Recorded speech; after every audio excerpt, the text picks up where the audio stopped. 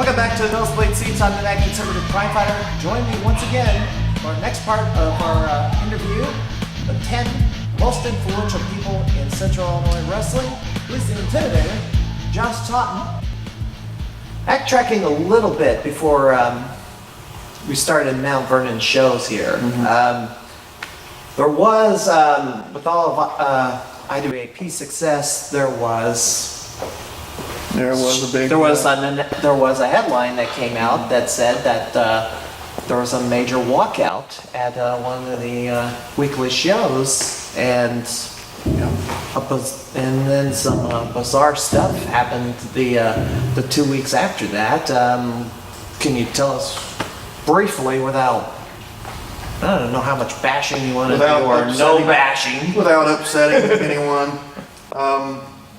We'll just, for the sake of, the business, we'll just say that there was some creative disagreements, and sometimes you just don't get along with people, and if someone doesn't have anything to offer you, you don't stick with them.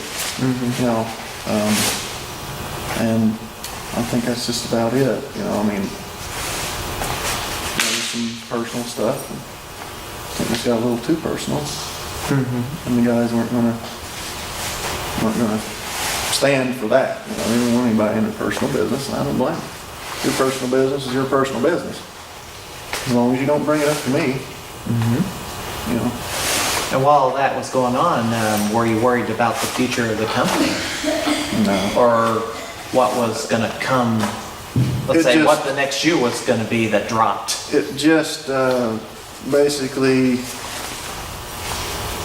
I knew that it wasn't going to do anything. I gave a speech that whenever it all came down, and I said professional wrestling has been around way before you or me.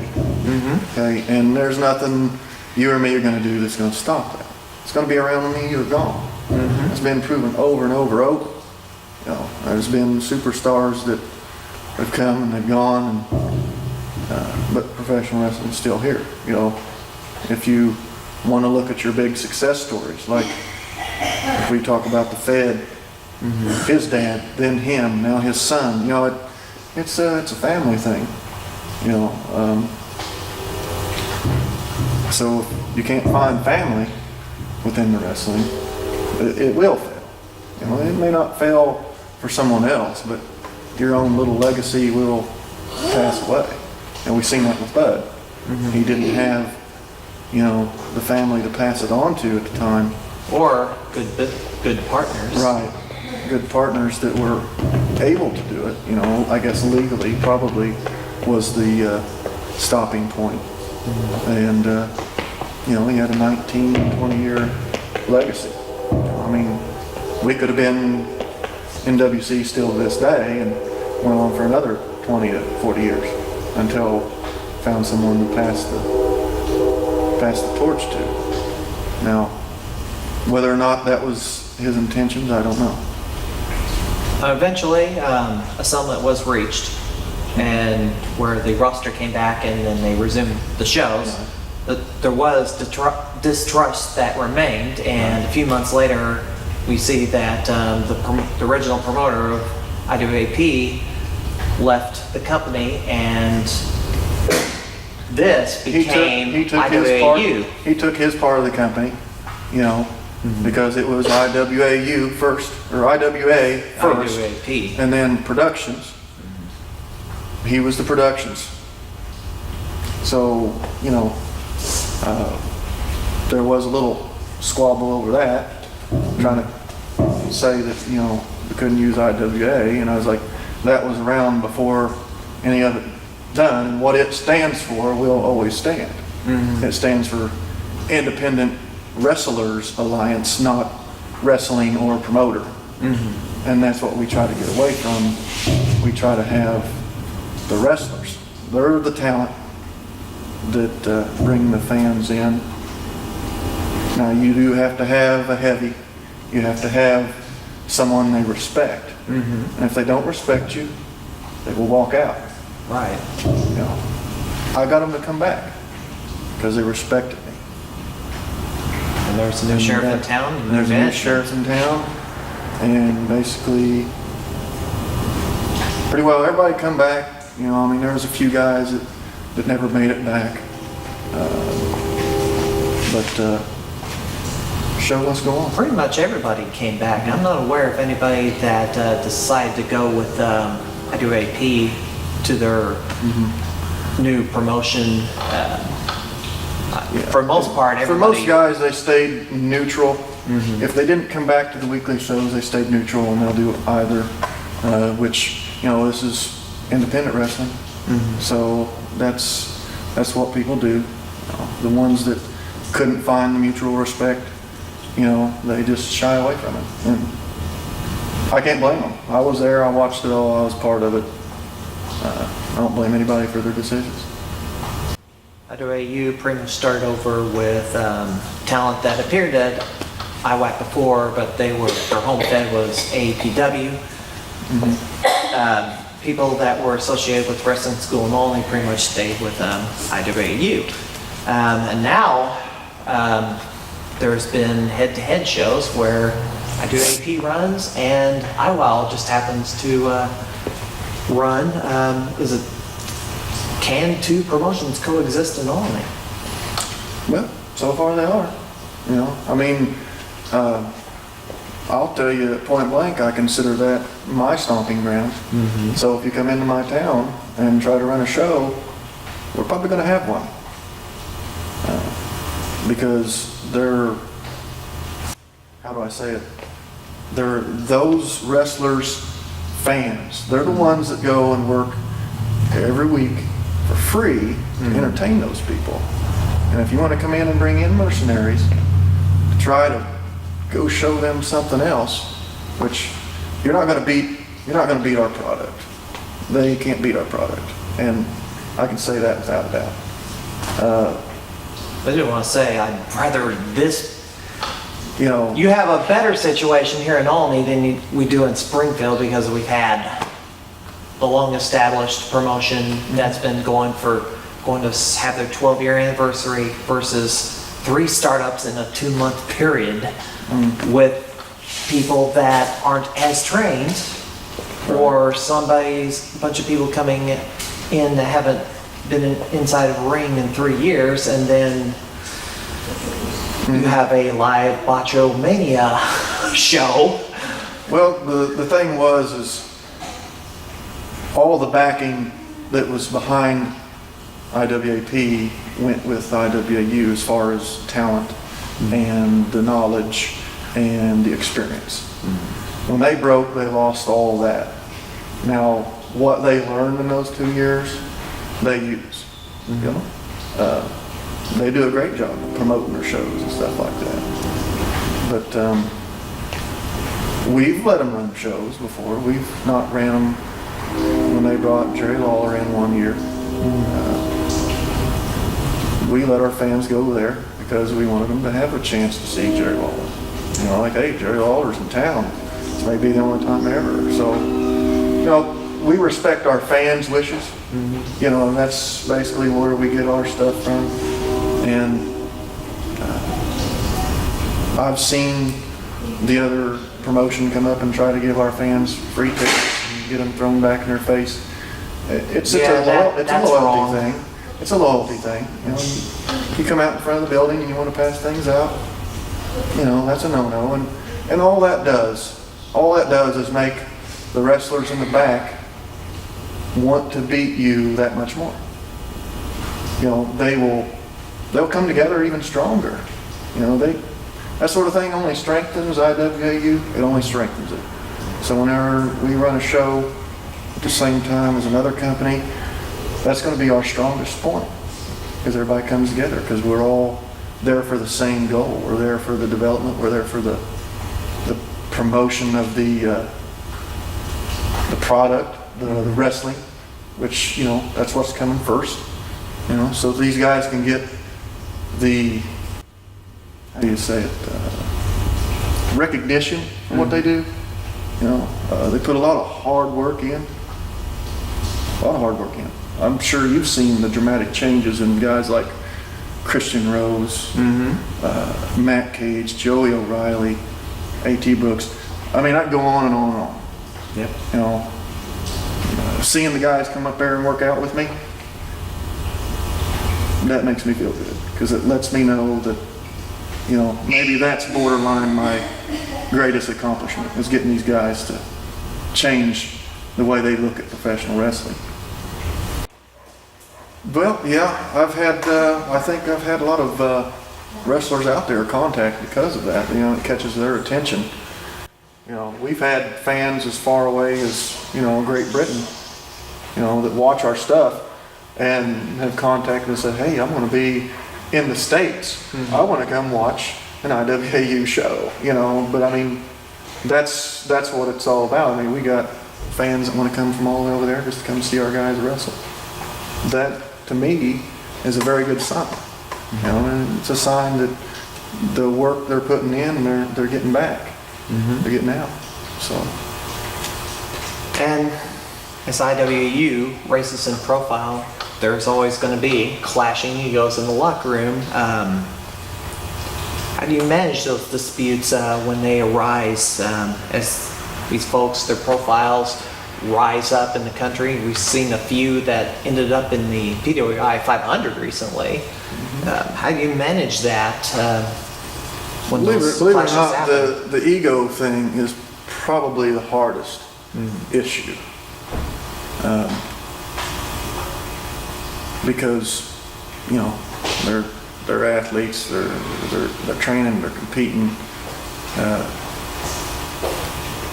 Sometimes I just have to get mad, if that makes sense. Yeah. You know, and the thing is that a lot of times there's the background behind it, and there's actually been rules put in place that prevent a lot of the backstage bashing.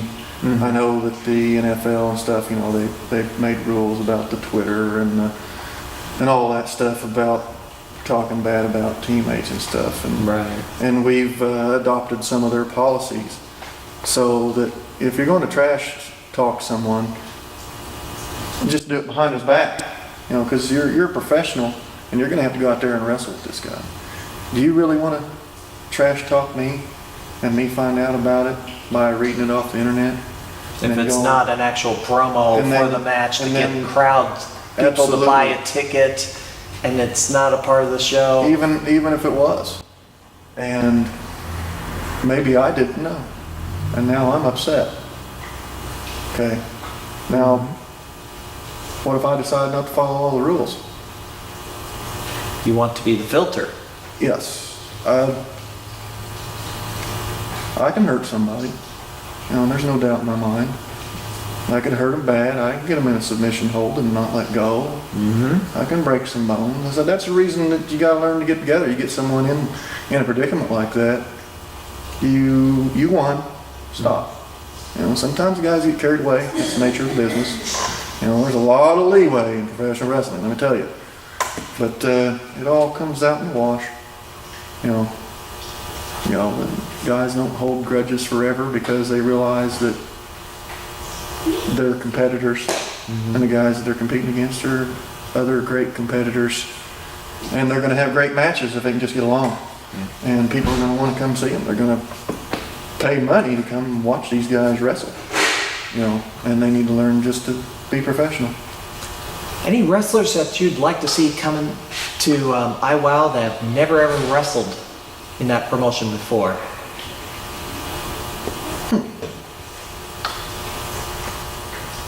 That's a stumping question. Yeah, that is a stumping question.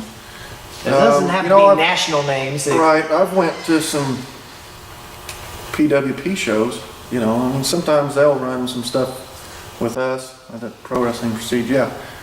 And I met a few good guys on a couple of their shows. Christopher Daniels, real good guy. You know, he'd be someone I think would be nice to see there. You know, I mean, but I think a lot of the guys that you'd want to see, they've already been there. You know, I mean, you've had Colt Cabana, you've had, you know, Jimmy Jacobs, you've had, you know, Zach Gallen, you've had all these guys have have been through there. I mean, just to name a few. Sorry if I forgot anybody. I mean, these are, I mean, if CM Punk's gonna go, hey Colt, I couldn't forget him. But it's I just like to see the guys that are gonna come up there and challenge the guys. Some of the guys, that Davey Richards, for instance, was rated the #1 wrestler in the world at one time, or close to it. Close to it. And he'd come up and wrestle at the shows. I mean, there's a lot of great talent out there. Kyle O'Reilly, just Tony Kazina. I mean, just the list goes on and on. But yeah, it's local names. Nothing comes to mind. Local names. Is anybody from Central Illinois, Southern Illinois, Missouri, St. Louis, Evansville? Well, I think they've pretty well all been there. That's a sad thing. I think I've got a list of over 80 different wrestlers that have been through there. Wow. If not more. So, I mean, me trying to rack my brain to find one that hasn't been there, it's kind of difficult. Well, let's talk about IWAU's expansion in Mount Vernon. Now, how did that come about? And to be honest, it came about because I had some guys that lived further south, and it was difficult for them to make it up to Olney. And I had a buddy that has a mixed martial arts school down here, the Griffin's Den. That's where we do our shows. And he kind of shot the idea past me. He's like, he had this huge building here, and he's like, would you want to go down and do shows down there? And I was like, it might not be a bad idea. And when we started out, with the help of Curly, believe it or not, Curly had a wrestling ring. We brought it in here. He worked with us. I know he's moved on. I think he works with more with All-American Pro Wrestling, stuff like that now. tag champion. And a lot of the kids from down this area, a lot of the wrestlers that live in this area, A.T. Brooks was a further south, Canadian kid. Tony Flood was strangely further south. And Cole James. Cole James is the other direction. I'm sorry about that. Yeah, it's and I picked them up after we started here. Yeah. One of my favorite guys up here, Ray Lee. I don't know of, I don't know how many people know about him, but he's a solid wrestler. I mean, surprises you every time he turns around. As long as he's not wrestling comatose. Yes. It might put you in coma. But recently become club champion. Yep. It was a crazy match. And, maybe this guy can put the last ending on how it went down up here for you to see. But, he snuck in there and stole a special stipulation victory over Brandon Walker, stole that club title from him. Brandon Walker, I don't know if you've seen him in a while, but he's in phenomenal shape. He's ready to whoop the world. I know he was a little upset after that, but and he's changed over the years too. The first couple of years ago, he was a bit bigger, but now he's gotten smaller but more muscular in the process. And he's had quite an attitude change also. So, and for a time, Pro Wrestling Prestige had been piggybacking onto IWAU shows. How did that come about and work? Well, because at the time, like I said, we had so many new guys coming in on our roster, and Pro Wrestling Prestige, they bring in, bigger names like Chris Daniels, Jay Lethal, Generico. These guys have been down here. Jay Lethal's been down here a couple times. before Pro Wrestling Prestige, kind of moved off from this section. Now, I believe there's negotiations in them coming up to the Saturday night main events. I thought they disbanded. Well, I think what's happened was there's been like you said, a reformation, from what I'm understanding, because I think there's some negotiations So this would be going the on. third reformation that is going on in the past couple of months, because they closed up. Well, I think that there's been some people jumping the gun on them closing up. Really? I think they've been around, but there's been some people that's jumped out there and put some information out there before the final decision was made. And, because you just don't, So you believe? you just don't fold up a wrestling company today, because there's still going to be remnants around. There's going to be the stuff in the background. There's information, people's knowledge, wrestlers, they're all involved. So, but I think it was just kind of a reformation. I'm not real clear on that.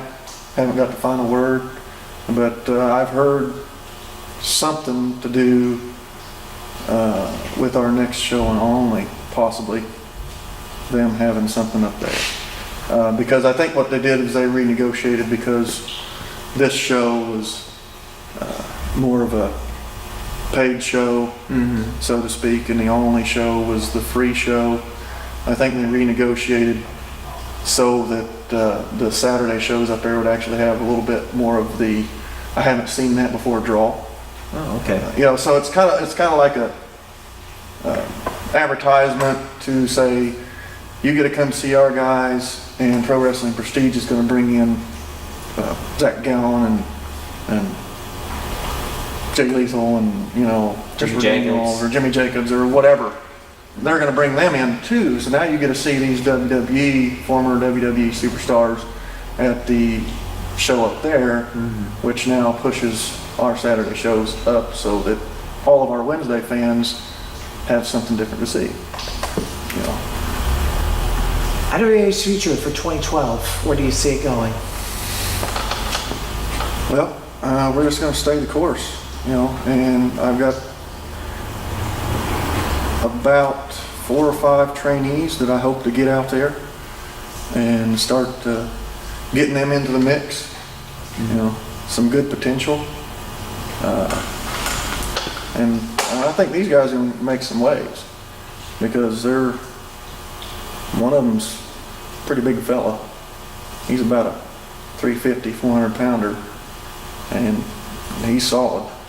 He's not brick, but he's not soft, and he's strong. He's strong as a horse. So, got a couple from down here, young man down here that I think has good potential. He's already in shape. He works at a gym, for Pete's sake, so he already understands all that. I don't have to teach him how to keep himself in shape. All I just got to do is teach him how to do the wrestling control, and I'm looking to probably get him out there in the next 6 months. I think you'll probably start to see this kid coming in here and, probably rise to the top pretty quick, I think. Honestly, I think maybe we've done that because we've expanded. I think from what I understood last year, we come pretty close, and we were only running, 50 shows. We had probably half the roster that we have now. We started up another show to try to push ourselves up over the top. A lot of my guys have, developed to the point where they are going out and reaching out and going to these other shows and competing. And then those guys are coming to our shows. Yeah, I'd say we, if we don't get it this year, I don't know what's left to do. Well, let's compare it to last year's winner, Dreamwave Wrestling out of LaSalle, Peru.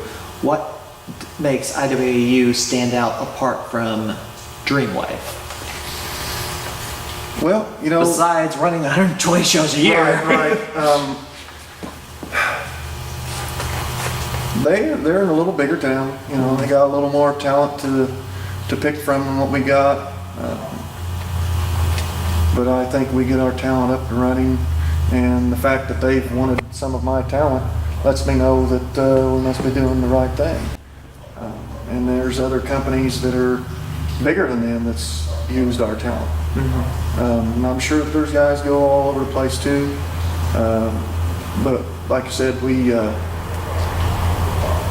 kind of develop the guys the best we can, but we're starting to put out some of the best wrestling in the area. I mean, and that's from the fans' viewpoint. You know, they've went to other companies and watched it and went, So we kind of spoil them, you know. I personally, I've never went to a Dreamwave show. You know, those guys may do the greatest wrestling in the world. I don't know, I haven't seen it. You guys obviously have went and watched. You guys are few times. You guys are probably more of a judge on the production, or you know, or how they put their things together than what we are. I'm sure they've probably got more money than what we have. Yeah. Obviously. They do have a budget. Right. You know, so you know, you say you got the champagne taste on the beer budget. Well, I don't even think that we qualify as having a beer budget. We buy the cups, the little Dixie cups. I think that's our budget. But, you know, the guys sacrifice to come in, they do this. And like I said, we not afraid to bring in other talent to our shows. Our guys have held their own, you know. So, like I said, we had to defend IWAU there for a long time, you know, so that was a pretty good run.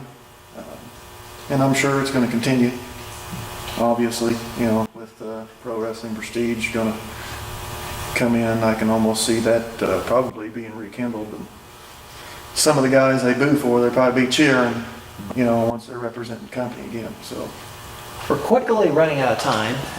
Give me your top 3 most influential people in Central Illinois wrestling. I'll tell you what, I don't know if he wants me to mention his name or not, but there's a guy that has been working with the All-American Pro Wrestling, Chris Hagstrom. Do you know him? Yes. He's done a lot. He's brought in the All-American Pro Wrestling Collision, I believe, the TV taping. He's been bringing in a lot of the IWAU guys and putting them on TV, getting our guys publicity. I'd put him down as one of your top influential guys there. You know, of course, Sean Chambers, they're the All-American Pro Wrestling top guy, I assume still, for having that company, you know, and then being able to go in that direction. Of course, Dave from NWA runs SLW, another very influential guy as far as the companies that I know. You know, I mean, if you wanted my top 3 picks, it'd probably be that. Chris, just because of what he's doing with the TV, I think is affecting a lot of the talent in this area probably more than the simple promoters are. If you want me to go on an expanded version, you know, some of the trainers that help me out. Yeah. Because my influence is getting the guys to where they can go to these other places. You know, I know that has a lot to do with it, you know, because they wouldn't be going down there to All-American Pro Wrestling Collision. They wouldn't be working for NWA. They wouldn't be doing that if I wouldn't have come in and kicked them in the butt and got them on the right track. All right, Josh Totten, Intimidator. Thank you very much for staying an hour after the show today and talking with me. This is Josh Totten, another member of the top 10 most influential people in Central Illinois wrestling. I'm the Mad Conservative Crime Fighter. We will see you next week. Sporting.